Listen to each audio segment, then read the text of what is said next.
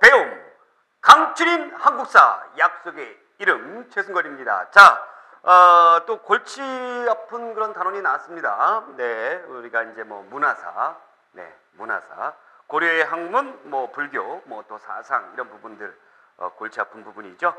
그러나 우리가 또 문화사 앞에서 고대에 우리가 문화사 할 때 즐겁게 공부했던 그런 기억이 있습니다. 네, 그런 것을 바탕으로 해가지고 오늘도 또 평소에는 골치 아팠던 그것이 그런 게 아니었구나라는 것을 또 느껴보는 그런 또 아름다운 시간 되도록 하겠습니다. 오늘은 어디까지 하냐면요, 그 학문하고 불교, 그 다음에 풍수지리설 요 정도만 할게요. 그래서 106쪽에 나와 있는 그 부분 요 정도만 할 테니까 걱정하지 마시고 즐기세요. 저랑 같이 이제 즐기시고 그러시면 될 것 같습니다. 자, 그러면 우리가 이제 맨 처음에 이제 고려의 학문, 불교 사상 나오는데, 학문 나오면 맨 처음에 이제 유학이 나오죠. 유학. 그렇죠. 누가 뭐라고 그래도 유학이 나옵니다. 유학. 유교죠. 그럼 유교는 이제 언제 강조를 했느냐? 언제 강조를 했을까요, 여러분들? 예. 유교. 우선 첫 번째로 유교를 강조했던 사람이 누구예요? 광종이에요. 광종이에요. 광종이 뭔 유교를 강조를 했죠? 뭔 유교 강조했죠? 예, 과거를 실시했잖아요. 과거. 그렇죠? 과거 실시했기 때문에 이제 그렇게 했습니다. 여기에서 이제 그 시험 보게 되면 전부 다 거의 대부분이 유학이었기 때문에 그 다음에 이제 성종이 있죠. 대표적인 사람이 이제 성종이죠. 성종 때 유명한 신하, 저하고 이름이 비슷한 최승로 시무 28조에 나타나져 있어요. 유학에 좀 더 힘을 써주십시오. 그리고 국립대학이 뭐를 세웠다? 국자감을 세웠다라는 거였습니다. 요 정도 기억해 주시면 되겠고, 자, 그 다음에 뭐 고려 중기 때의 문종 때의 뭐 최충이라든가 김부식은 또 유교적 사대주의 전부 다 유학과 관련된 부분이고, 최충이나 김부식 같은 경우는 제가 잠시 후에 더 디테일하게 다뤄줄 테니까 이야기하시면 될 것 같고요. 자, 그 다음에 요건 이제 고려 전기죠. 고려 전기죠. 전기예요. 그러면 후기에는 누가 나타나느냐? 후기에는 뭐니 해도 후기에 대표적인 것은 바로 무엇이다? 바로 무엇이다? 성리학이다라는 겁니다. 성리학. 자, 성리학에 대해서는 제가 지난번에 아주 자세하게 설명을 해드렸으니까 성리학이 무엇이다라는 것은 여러분들이 이제 잘 아실 겁니다. 성리학.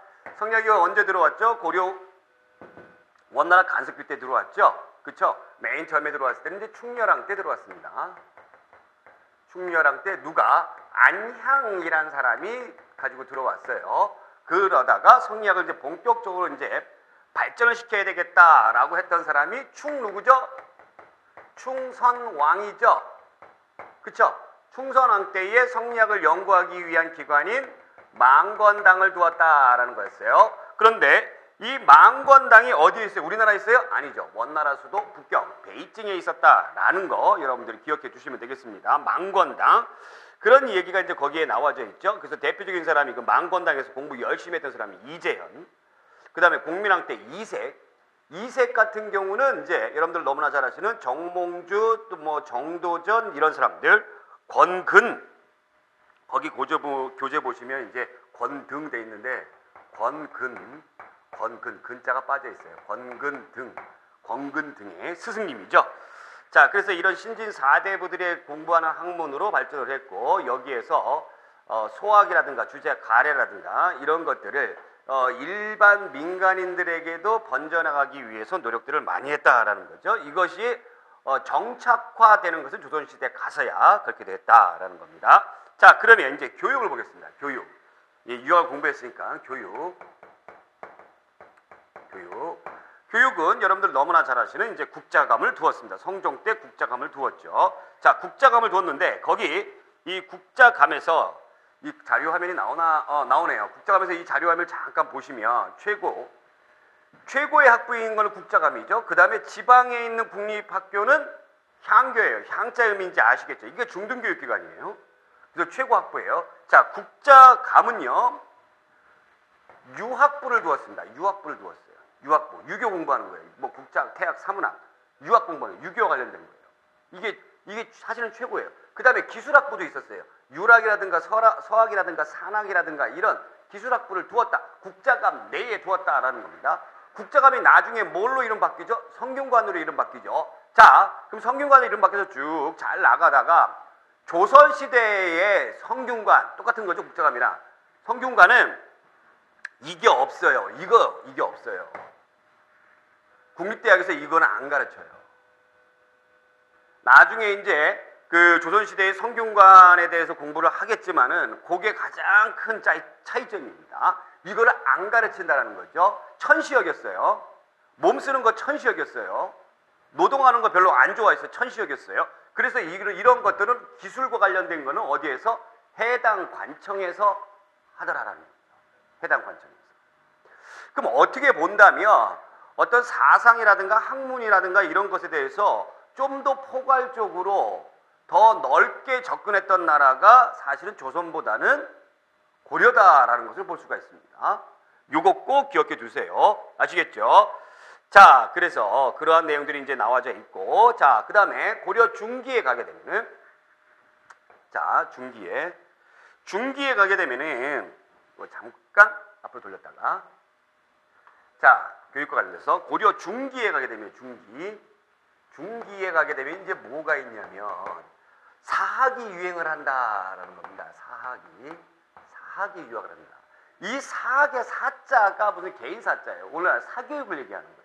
그럼 사학이 엄청나게 융성하는 그 까닭이 있어요. 고려 중기 때에.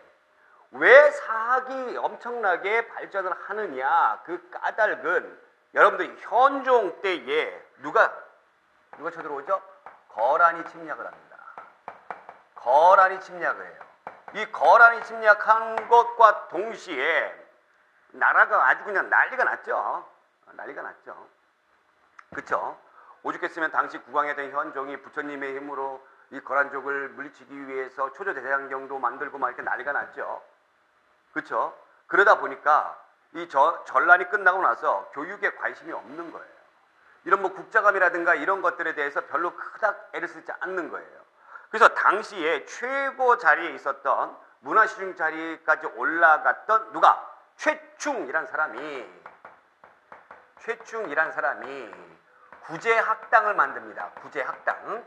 구제학당을 만들어요. 딱 만들어가지고 주변에 있는 사람들을 불러다가 그 학생들을 불러다가 교육도 시키고 또 인성교육도 시키고 이렇게 했어요. 이렇게 하다 보니까 열리 구름처럼 몰려드는 겁니다. 구름처럼 몰려들어요, 사람들이. 자, 그 최충 같은 경우는 나중에 죽고 나서 이 제자들에 의해 가지고 시호가, 그러니까 호가 이름이 붙여지는데 그 이름이 바로 문헌공도예요. 자, 그래서 여러분들 거기 나와 있는 이 최충의 구제학당을 비롯한 사학 12도가 있었다라고 이야기를 하죠. 사학 12도가 있었다라고 이야기를 하죠. 그래서 이 문헌공, 이 구제를 다 합해가지고 얘를 다 합해가지고 1도, 그러면 나머지가 11도가 더 있었던 거죠. 그래서 합해서 12도가 있었다라는 겁니다. 이 사학이 굉장히 어떻게 봅니까? 융성했다는 걸 알 수가 있죠. 자, 그러다 보니까 공교육인 관합 같은 경우는 어때요? 쇠퇴하죠? 네, 쇠퇴합니다. 쇠퇴해요. 그래서 숙종 때 서적포를 두었다. 서적포니까 뭐겠어요, 여러분들? 책과 관련된 거겠죠. 그래서 책과 같은 독서를 장려하는. 그 다음에 이제 관악에 이제 장학재단에는 양형고를 두었다. 보통 이제 재단에는 보가 들어가는데 여긴 고가 들어가요. 고. 양형고. 어진 선비들을 양성하는 곳이다. 장학재단. 그 돈 들어가야 되잖아요. 그 다음에 거기에 나와 있는 뭐 청영각, 보문각 이런 도서관들 두었고요. 자, 그 다음에 경사육학이라는 것은 이제 국자감에서 가르치는 6가지의 경전과 관련된 학문을 얘기하는 거죠. 자, 이렇게 해가지고 관학을 증식시키기 위해서 굉장히 많이 노력을 했어요. 근데 이제 고려 말기에 들어가게 되면서 여러분들이 거기에 나와 있는 성균관이 있었다라고 나와 있죠. 성균관. 그래서 이 국자감을 뭘로? 성균관으로 계층을 했다. 그런데 제가 지난번에 여기 나와 있는 것보 다시 한번 상기시키고, 성균관이 아니라 충렬왕 때는 뭘로 했어요? 성균감이었죠. 그렇죠? 그 어찌됐든 충렬왕 때도 성균관으로 했다. 문제에 나오면 그 뉘앙스를 잘 보셔가면서 하셔야 돼요. 맞을 수도 있고 틀릴 수도 있어요. 그거는 이제 나중에 우리가 이제 문제풀이 하면서 더 디테일하게 접근해 보기로 하고, 충선왕 때 비로소 성균관이라고 불렸던 것이죠. 자, 성균관에 이제 공자의 사당인 문묘를 설치했고요. 자, 그러면 이제 역사에 대해서 보겠습니다. 역사 같은 경우는 초기에는 7대 실록, 역시 뭐 조선왕조 실록과 비슷한 7대 실록, 그래서 태조 때부터 목종 때까지 두었는데, 이 목종 이후에 현종 때 거란족이 침략을 하게 되면서 여기에 정신이 쏙 빠져버리니까 그 이후에는 이 실록 편찬을 했는지 안 했는지 모르겠으나 어찌됐든 그 이유는 없습니다. 그런데 이 7대 실록도 남아있지 않다라는 거. 자, 그 다음에 고려 중기 때에, 이제 여러분들이 중요시해야 되는 거, 고려 중기 때에 삼국사기가 나오고요. 자, 이거 보시겠습니다. 고려 중기라고 해도 되고 고려 전반기라고 해도 돼요. 역사. 자, 우선 중기 때에 뭐가 나온다고요? 삼국사기가 나옵니다. 삼국사기는 앞에서 제가 언급을 했기 때문에. 자, 그러다가 무신집권기에, 자, 무신집권기에는 이러한 역사서보다는 좀 어떤 뭐라고 그럴까요? 좀 자부심을 좀 나타내주고자 하는 그런 어떤 역사서들이 많이 나오죠. 거기 이제 쭉 보시면 동명왕편, 이규보의 동명왕편, 요거부터 좀 다루고 갈게요. 아까 뭐 이규보 나왔었는데 동명왕편, 이규보의, 자, 이규보의 동명왕편은 시험 문제 가끔 나오는데 편이잖아요. 편, 동명왕편. 이거 역사서가 아니에요. 역사책이 아니에요. 이건 뭐예요? 서사시예요.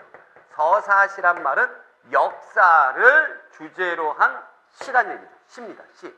동명왕을 찬양하는 시예요. 시. 자, 그러다가 이제 여러분들 각훈의 해동고승전이죠. 해동고승전. 해동이 어디죠? 우리나라죠.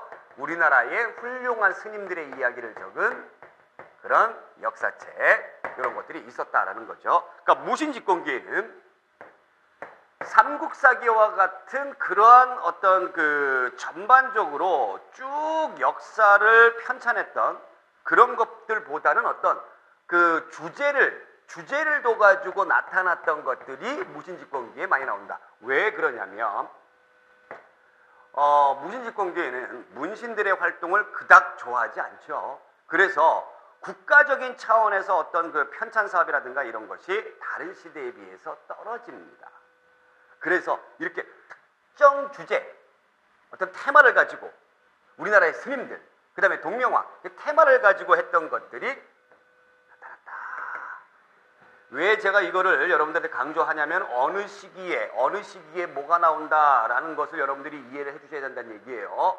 자, 그러다가 후기에 들어가면 이 후기라고 해봐야 원나라 간섭기예요. 자, 원나라 간섭기인데 요때는 삼국유사라는 책이 나온다라는 거죠. 누굽니까? 이련이죠. 자, 이련은 누구예요? 스님이에요. 스님. 자, 그러면 우리가 시험 문제에 예와 예를 비교하는 문제가 상당히 많이 나오는데 예와 예를 한번 비교 한번 해보겠습니다. 저기 뭐 거기에도 이제 잘 나타나져 있지만, 자, 삼국사기와 삼국유사가 이렇게 했는데, 조금 상식이 있으신 분들 같은 경우에 이제 뭐 아시겠죠? 사기 하면 생각나는 역사책이 뭐죠, 여러분들? 사마천의 사기죠. 사마천의 사기죠. 역사서에 아주 모델이 됐던, 한나라 때에 모델이 됐던 사마천의 사기. 사마천의 사기와 똑같다고 보시면 되죠. 기술 방법이. 그래서 이것은 뭐예요? 기전체예요. 기전체. 자, 선생님 도대체 기전체가 뭡니까? 라고 여태까지 기계적으로 외우셨던 분들인데 기와 전으로 되어 있는 거예요. 봉기와 열전으로 되어 있는 거예요. 중요한 게 봉기와 열전. 봉기는 뭐예요? 왕들의 이야기. 열전은 뭐예요? 잘 나가거나 못 나가거나 하여튼 특이한 신하들의 이야기. 그게 열전이에요. 아시겠죠? 지나 표가 있는데 표는 뭐 연대표 얘기하는 거고 지는 어떤 제도라든가 시스템을 간단하게 적어준 걸 얘기한 거고, 제일 중요한 건 기전체에서 뭐라고요? 기와 전이에요. 삼국사기도 똑같잖아요. 아시겠죠? 저자는 김부식이었고 이 사람은 유교적 사대주의입니다. 사대주의, 유교를 바탕으로 해가지고 큰 나라를 섬겨야 된다라는 거죠. 그래서 금국정벌을 반대를 했었죠. 그렇죠? 그러니까 저술의 방향과 정치사에서 저 사람이 했던 거하고 같이 연관시켜 주시면 굉장히 이해가 편합니다. 그렇죠? 자, 유교적 사대주의예요. 자, 그리고 이제 중요한 것이 삼국사기는 누구를 계승했다? 고려가 신라를 계승했다라고 놓고 봅니다. 정통을 신라로 보는 거예요. 원래 왕건이 나라를 세우면서 이 고려라는 나라는 어디를 이어받았다? 고구려를 이어받았다라고 이야기를 했으나 얘는 신라를. 왜? 제가 지난번에도 한번 말씀드렸지만 신라를 계승했다라는 것은 중국을 거슬리지 않겠다라는 것을 의미해요. 또 중국뿐만 아니라 유목민족들과의 사이를, 유목민족들과의 관계를 원만히 가져가겠다라는 것을 의미합니다. 아시겠죠? 자, 그럼 반면에 삼국유사는 이 사자가 무슨 사자냐면 여러분들 역사 사자가 아니라 일사자입니다. 일사자. 얘는 요 사기할 때 사자는 역사 사자예요. 역사 사자예요. 그래서 이 유사, 일연이란 스님이 이것을 딱 했을 때는 어떤 그 일에 대해서 굉장히 집중 탐구해가지고 딱딱딱딱 전개해 나간 거예요. 자, 요런 거를 갖다가 우리가 뭐라고 하면 기사본말체라고 얘기합니다. 기사본말체. 기사 있죠? 기사. 어떤 일이 있잖아요. 사건이 있잖아요. 그 기사잖아요. 그렇죠? 그러면 사건의 근본과 그 다음에 결말이 있다는 거죠. 이런 걸 갖다가 기사본말체예요. 자, 이분은 불교 사상을 가지고 있죠. 스님이다 보니까 불교 사상을 가지고 있습니다. 그리고 당시에 원나라 간섭기였기 때문에 우리의 어떤 그 원나라로부터 지배받고 핍박받고 있는 그런 어떤 자존심 상해 있는 고려인들의 자부심을 끌어일으키기 위해서, 그래서 자주적인 어떤 사관을 가지고 있었다. 그리고 어디를 이어받았다? 고구려를 이어받았다라고 주장을 하는 겁니다. 요거. 여러분들 요거 언제? 일연이? 언제? 무신집권기에. 저기. 원나라 간섭기에. 자, 아시겠죠? 그래서 이러한 어떤 취지로 역사서가 탄생을 했다라는 거 여러분들이 기억해 주시기 바라고.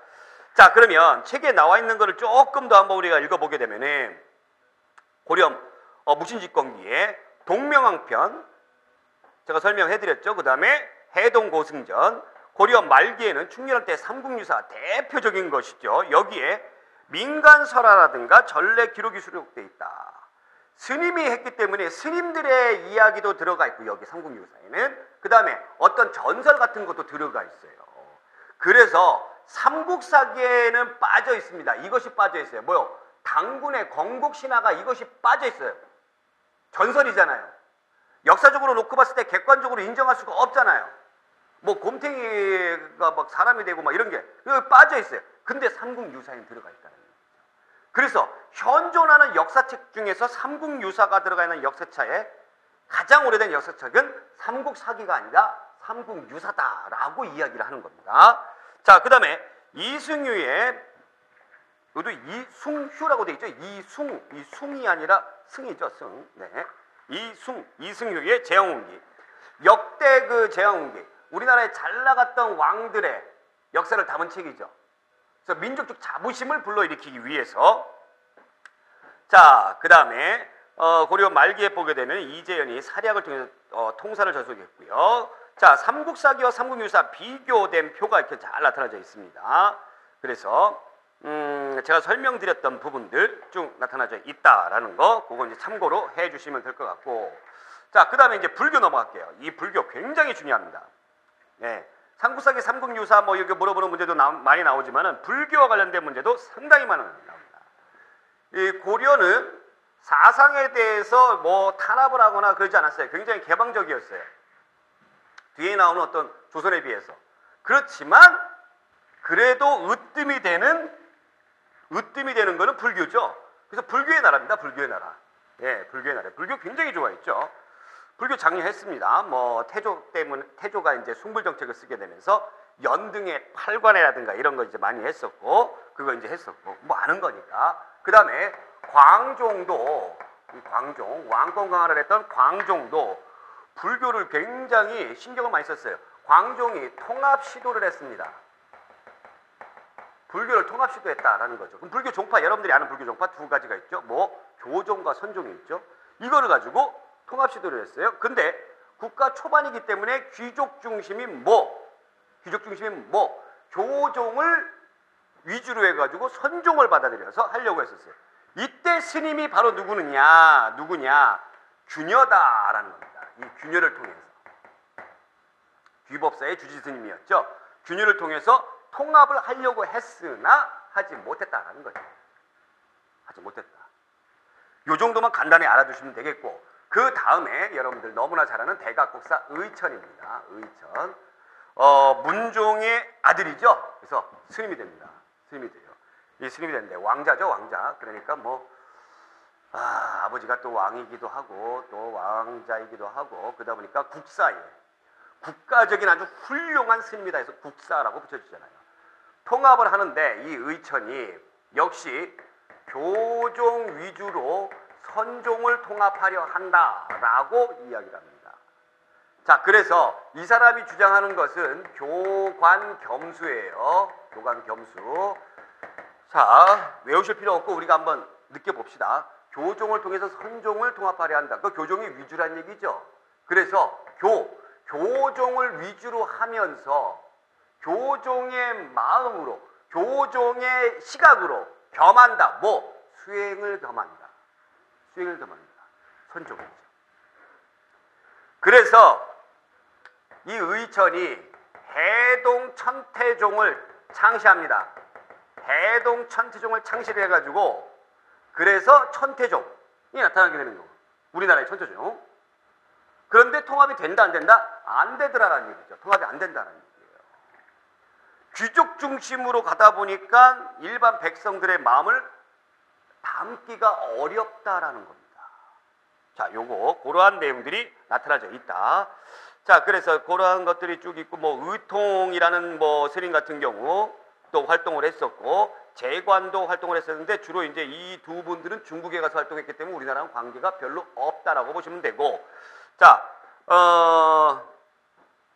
그래서 의천의 불교통합 운동, 그런 부분들이 있으니까 여러분들이 잘 알아두시면 되는데, 이 사람이 어디에서 열심히 했느냐?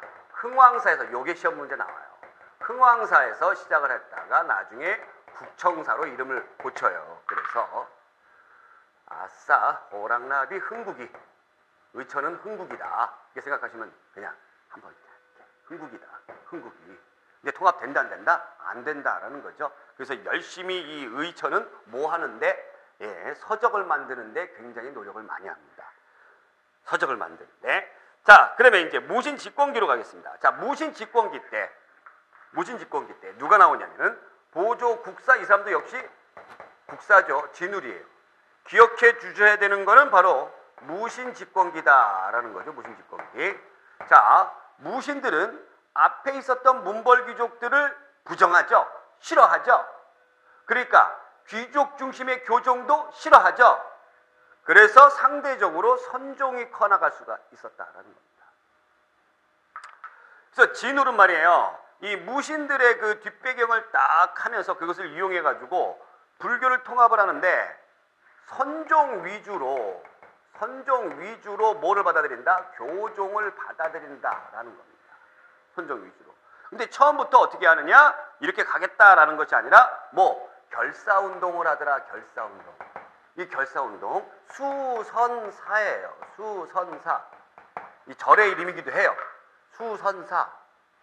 이 절에서 중심으로 해가지고. 그래서 결사 이름도 수선사예요.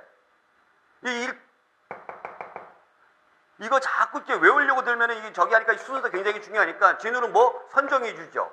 선종이니까 선종, 참선이 중요시죠. 그죠? 참선을 수행하는 거죠. 수행. 그죠? 수선사. 아시겠죠?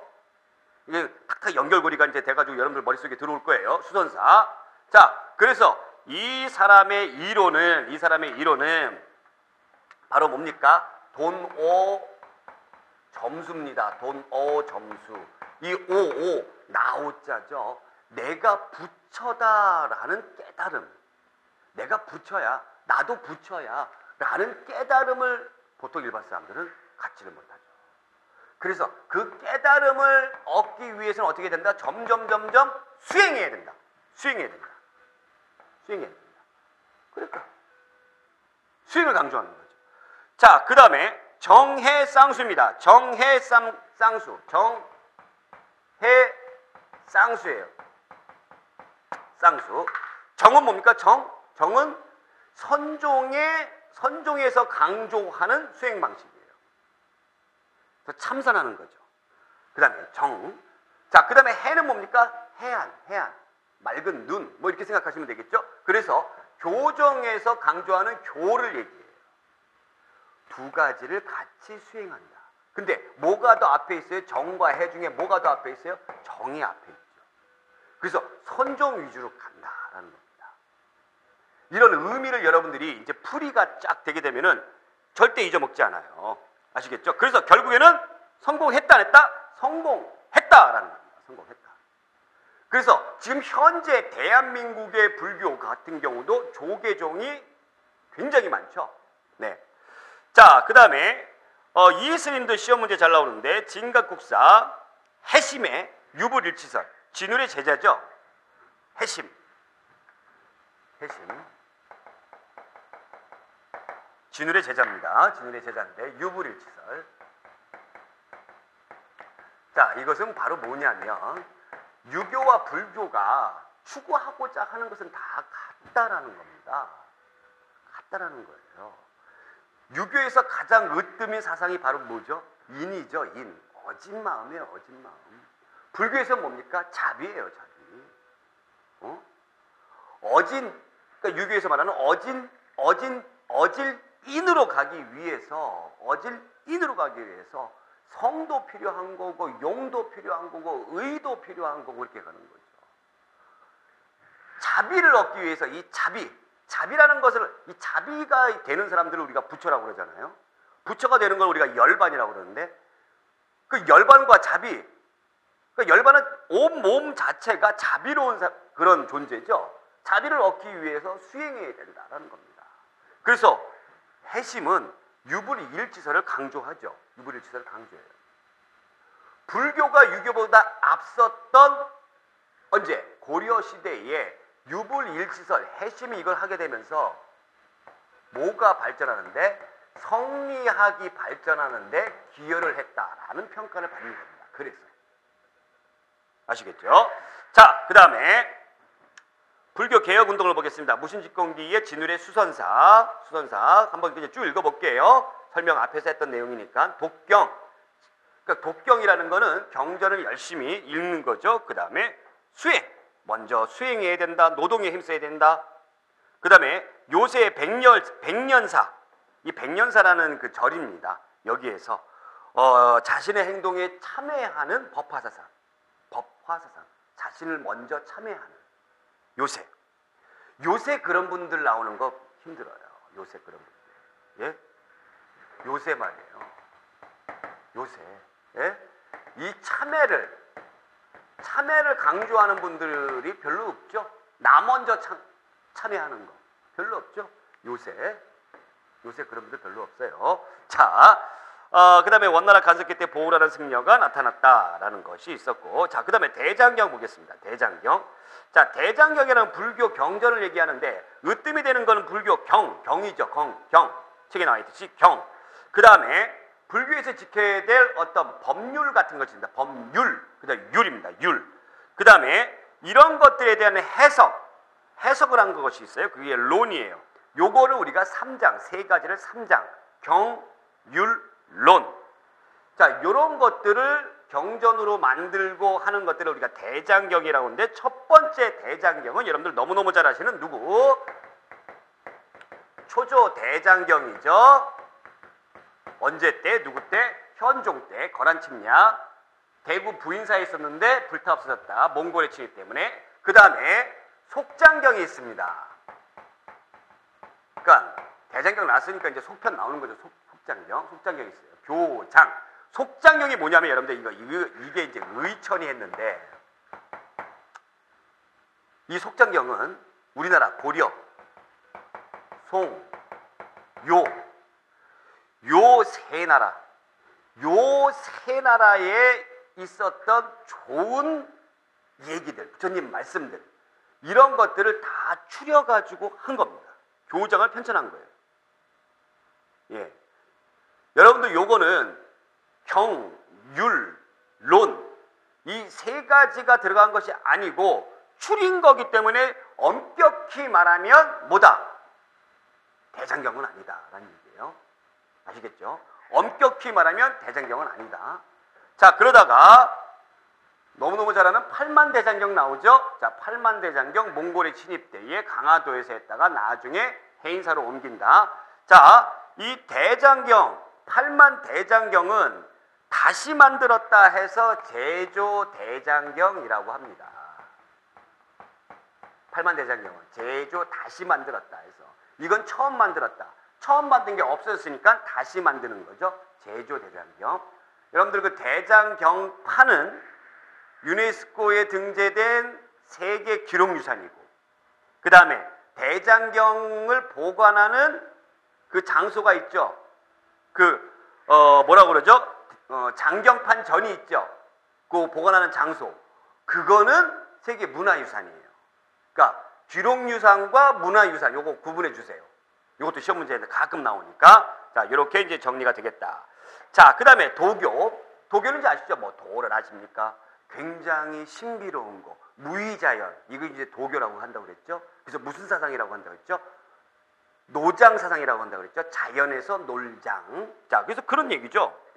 불로장생, 현세구, 복추구, 나라의 안녕과 왕실의 번영을 기원한다. 그래서 초제 제사 지내는 거고요. 도교 사원도 건립했고 팔관회가 있었는데 팔관회. 이 팔관회는 원래 불교 행사죠. 불교 행사인데 이 도교에서 추구하는 이런 것들이 다 짬뽕이 됐어요. 그러니까 팔관에는 불교 행사인데 도교에서 추구하는 것도 여기에 들어가 있고 또 민간 신앙도 들어가 있고 다 들어가 있다는 얘기입니다. 자, 고려의 도교 풍속 한번 읽어볼게요. 태자가 안경공 왕창을 이름이 왕창이야. 맞아여 잔치하고 풍악을 울려 밤을 세웠습니다. 나라 풍속이 도가의 말에 의하여 도가의 말에 의하여 매번 이날이 되면 반드시 모여 마시고 밤새도록 잠 안 자고 술 먹는다고 밤새 잠을 안 자는 거죠. 그래서 이것을 경신을 지킨다라고 한다. 경신을 지킨다. 경신, 수경신. 네. 자, 그 다음에 이제 풍수지리설이 있습니다. 풍수지리설. 신라 말기에 도선이 가지고 들어왔다. 풍수지리설. 영향 한번 볼게요. 송악이 좋은 곳이다 해서 송악길지설 해가지고 송악에 도읍을 했죠. 그 다음에 서경으로 옮겨야 된다. 서경천도 관련되어 있죠. 그 다음에 원래 삼경이 개경, 서경, 동경이었죠. 근데 나중에 동경 빼고 뭐였어요? 남경이 들어갔죠. 그래서 남경이 좋은 곳이다 해서 오늘날의 한양이 남경, 이 남경 포함해서 삼경 된 거죠. 이런 것이 전부 다 뭐와 관련된 것이다? 풍수지리설과 관련된 것이다 라는 겁니다. 자, 어렵지 않죠? 네, 이렇게 가는 거예요. 이렇게 가는 겁니다. 자, 아까 이제 제가 설명을 해드렸던 삼국사기와 삼국유사 비교되어 있는 거 그런 거 이제 보시면 될 거고 그 다음에 문제 한번 풀어보겠습니다. 시험에 꼭 나오는 예제 풀어보죠. 뭐 자신감 있게. 네. 다음과 같은 일이 있었던 시기에 불교계와 사상계의 동향으로 오른 것은 이 시기가 언제냐는 겁니다. 인 5세제 임춘, 조통, 황보항, 함순, 이담지 등이 스스로 한때의 중거리라고 하여 맺어 벗이되어 칠현이라고 읽었고 칠현. 여러분들 세계사를 공부하신 분들은 알겠지만 이 칠현 고려시대 때 이 7명의 이 사람들이 지네들이 칠현이라고 했는데 이거는 위진 남북조, 중국의 위진 남북조 시대 때의 중림칠현에서 따온 거예요. 그래서 맨날 모여서 술 마시고 시를 지어서 곁에 사람이 없는 것과 같았다. 오세자가 사망하자 이담지가 이규보에게 이르기를 자네가 빈자리를 메꿀 수 있겠는가 하니 칠현이 어디 조정의 관직에게 그 일을 맡길 수 있겠는가 하였다라는 거죠. 그래서 이 7년들은 맨날 좋은 데 가가지고 뭐 하는 거예요? 술 먹고 띵까띵까 노는 거죠. 그럼 이 시기가 과연 언제였느냐라는 겁니다.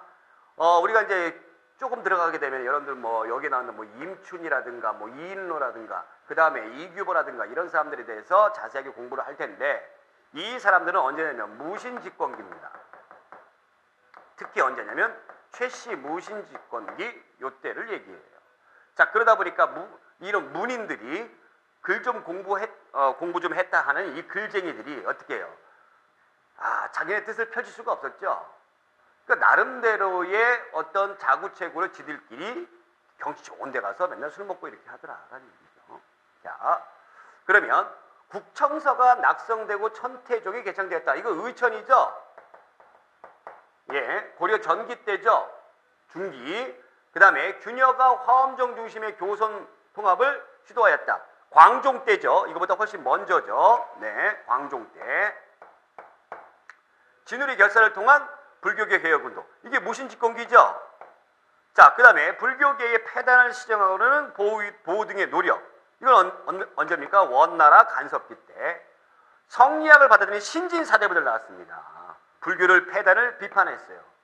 가장 극렬하게 폐단을 비판했던 시기가 언제예요? 14세기예요. 14세기. 고려 말기. 그러면 이거를 여러분들이 문제를 우리가 정답을 알기 전에 순서를 여러분들이 물어보는 문제도 맞출 수가 있겠죠. 얘네 이 보기가 이렇게 쫙 본 다음에 다음을 순서대로 바르게 나열한 것을. 그럼 맨 처음에 어디입니까? 얘가 먼저고 두 번째가 어디죠? 이거고 그 다음에 얘가 세 번째고 그 다음에 얘가 네 번째고 얘가 다섯 번째다 라는 거죠. 자, 그러면 정답은 뭡니까? 무신집권기니까 정답 3번 이렇게 푸신다는 얘기예요. 자, 그 다음에 그 다음 문제 볼게요. 다음 역사서 편찬 당시 저자의 성향과 사관 등을 미루어 이 책에 열전에 입전되지 않는 사람은 저자의 성향을 알아야 된다는 얘기죠. 지금 학사 대부는 오경과 제자의 글, 진, 한 역대의 역사에 대해서 두루 통하고 자상히 설명하라는 자가 덜어 있으나 우리나라의 일에 이르러서는 도리어 아득하여 시 말을 알지 못하니 매우 한탄스럽다. 삼가, 본기, 연표, 지, 열전을 찬술하여. 기전체죠. 기전. 뭡니까 이게? 삼국 사기죠. 이 사람은 뭐예요?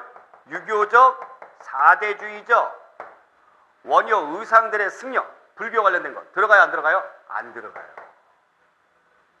유교니까 유교. 안 들어가요. 그럼 이런 스님들 어디 들어가요? 삼국 유사에 들어가겠죠. 또 그 다음에 해동, 고승전 이런 데 들어가겠죠.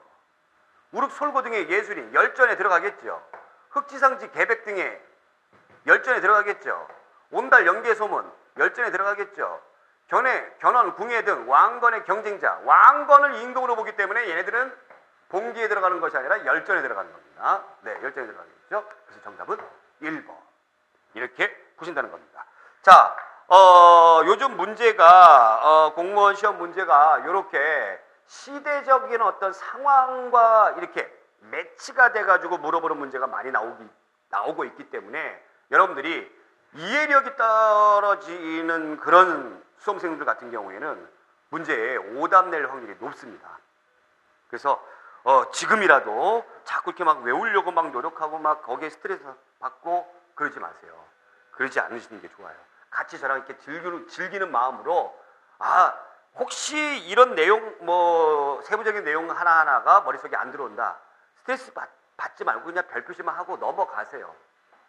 제 강의가 여기에 나왔던 부분이 또 시간이 지나면 지날수록 또 나오기 때문에 걱정 안 하셔도 됩니다. 그럼 점점 나오고 또 그 개념이 어려웠던 부분들이 뒷부분에 가면서 어떻게 됩니까? 또 나오면서 어려웠던 부분이 나도 모르게 알게 돼요. 이해가 돼요. 그러니까 여러분들이 이거란 얘기죠.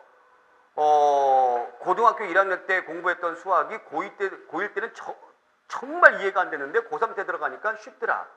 이런 어떤 원리입니다. 그러니까 걱정하지 마시고 저와 같이 즐기면서 앞에 있는 나무를 보려고 하지 마시고 숲을 이해하려고 해요. 숲.